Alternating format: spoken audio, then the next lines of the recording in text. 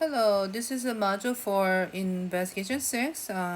This is talking about compounding periods and compound interest formulas. Okay, so let me look at the number 4.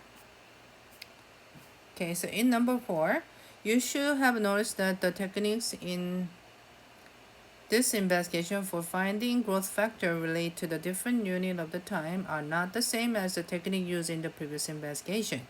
This is because the bank policy differs from our goal in creating the partial growth factors. Look at the following the comparison.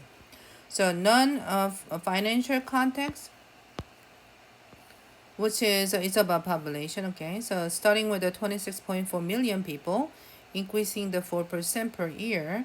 So annual growth factor will be the 1.04 as a percentage of 4%. But growth factor is going to be if you as a monthly, if you put it as 1.04 for the 1 over 12, and that becomes 1.003274, which is a monthly percentage going to be 0.3274%. But if you're going to change the monthly growth factor into the annual growth factor, you just need to put the power of the 12 here, and then you go back to the 1.04. But a compound interest is gonna be different though, okay? So when you have a $1,200 and then 4% APR, so annual growth factor same as 1.04 and 4% the percent change for the annually. But for the month, we have to actually using this kind of formulas, okay? So which is 1 plus R over N and as a power. Okay, so when you plug it in here as 1 point and 0.04 for the N, which is monthly, and then you get the 1.003, and the monthly percent change gonna be the 0.3. So this one means a 0.333. So because of that, so this number is going to be bigger than this number. So the interest you earn from the compounded once per month, and then you'll get the more percentage. So compare this two number, and this one, the compound interest give you the more. Okay. So why? So A, in non-financial context, we know the actual annual growth factor based on the data, and we cannot change the long-term growth pattern of the function relationship. How does this play a role in the method we use for computing growth factor for the different size change in input quantity values? So in here, I want to say that the technique for finding partial growth factor rely on the fact that we cannot change the relationship between the quantities values when we change the interval size we want to consider.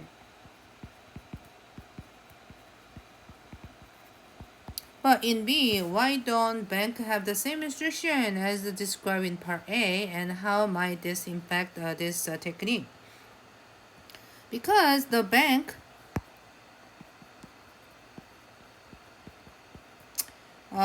the free to use their policy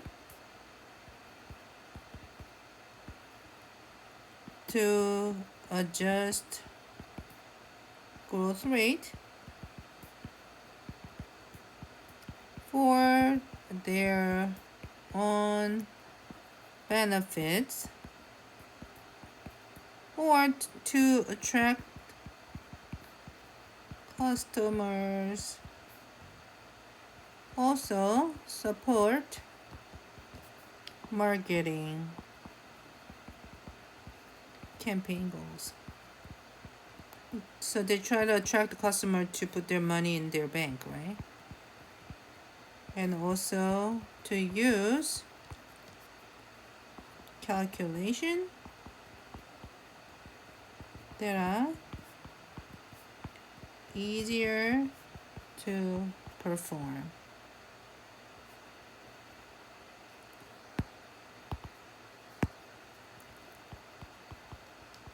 Okay.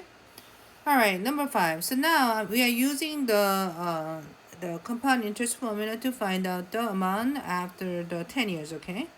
So the formula will be A equal to principal times 1 plus rate over compound interest period, and then n to the, which is, this becomes a power t, which is the same as principal is 1 plus r over n, same as nt, okay? So it's the same thing.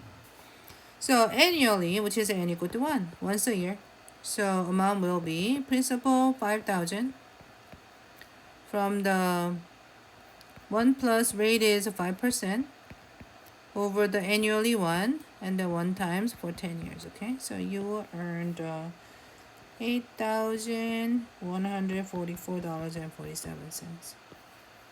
For the monthly, n equal to 12, so amount is 5,000, 1 plus same rate for the 12 times 10. So you get the 120 times of the interest, okay? Which come out as $8,235.05.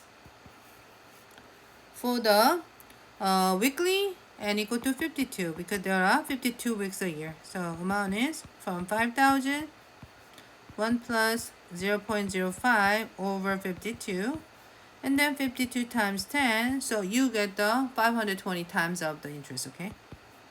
And then $8,241.63.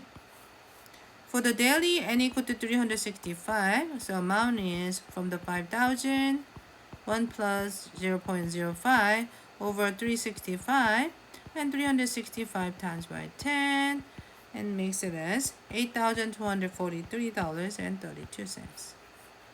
So when you have interest is more often, and then you will make more money actually. Okay, thank you for listening.